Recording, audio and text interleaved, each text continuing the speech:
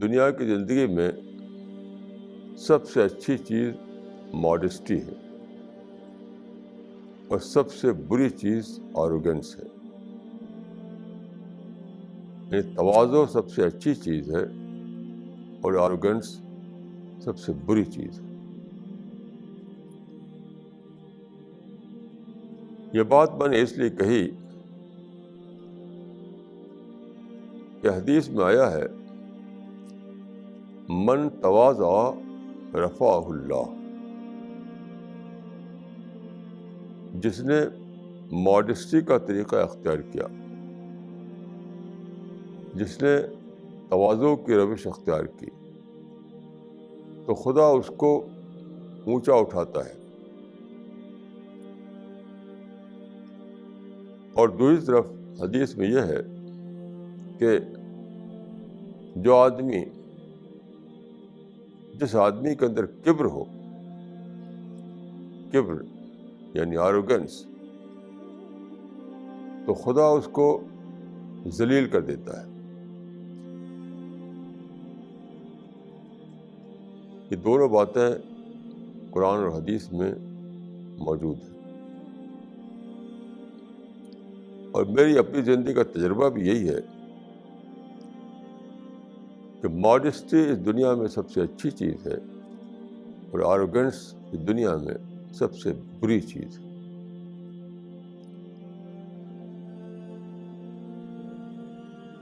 ایک مرتبہ میں کسی مقام پر تھا اور آندھی آئی. ہم چند لوگ تھے. میں نے دیکھا کہ وہاں پر ایک اونچا پیڑ کھڑا ہوا تھا، تو آندھی کے زد میں آ کر کے وہ گر گیا. وہیں آس پاس اس کے چھوٹے پودے تھے، وہ نہیں گرے.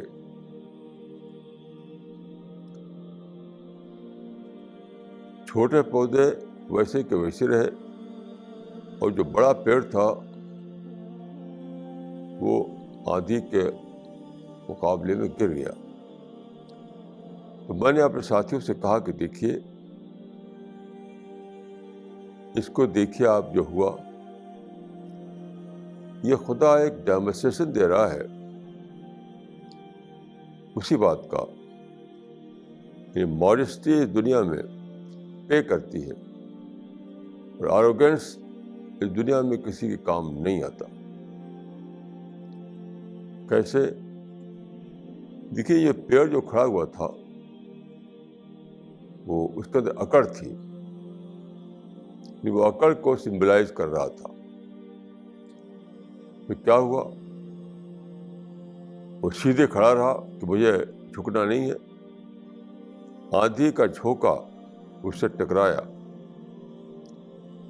لیکن وہ جھکا نہیں. تو کیا ہوا؟ آندھی نے اس کو گرا دیا.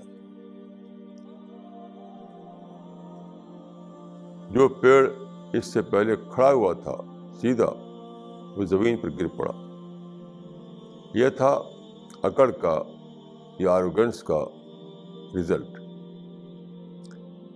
دوسری طرف اسی کے آس پاس جو چھوٹے پودے تھے، نر پودے، ان کا کیا ہوا معاملہ؟ آندھی آئی تو وہ جھک گئے. یعنی پورب سے آئی آندھی تو پچھم جھک گئے، پچھم سے آئی تو پورب جھک گئے. یہ تھی گویا کہ وہ ماڈسٹی کو سمبلائز کر رہے تھے. ان کی ماڈسٹی نے ان کو بچا لیا اور درخت کے اکڑ نے اس کو گرا دیا.